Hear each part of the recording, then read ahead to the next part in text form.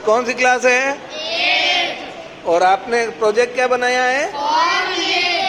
Fork lift है ना। हाँ, ये वेयर हाउसेज में काम आती है, सामान उठाकर उसे ऊंचाई वाले स्थानों तक रखने के लिए। उठा भी लेती है, रख भी लेती है ना। चलो रिवर्स करो,